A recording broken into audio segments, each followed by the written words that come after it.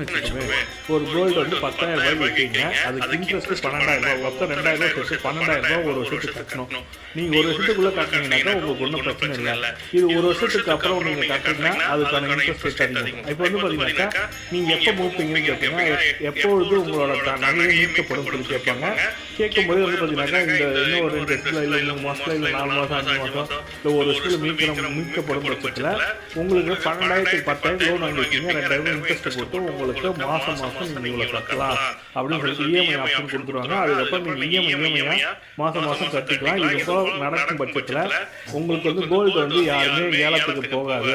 அந்த வாடிக்கையாளரே வந்து நகையை வந்து மீட்டு எடுத்துக்கொள்ளட்டும். அதனால எந்த ஒரு தவறான நடவடிக்கை எடுக்கப்பட முடியாது சொல்லி கொடுத்துருக்காங்க. அதனால ரிசர்வ் பேங்க் வந்து பாத்தீங்கன்னா இஎம்ஐ ஆப்ஷன் கொண்டு வர போறாங்கன்னு சொல்லிட்டு கோல்டு வந்து எடுத்துட்டு வந்துருக்காங்க. இந்த தகவல் தான் உங்களுக்கு ஷேர் பண்ண முடிச்சேன். வீடியோ பிடிச்சிருந்தா லைக் பண்ணுங்க.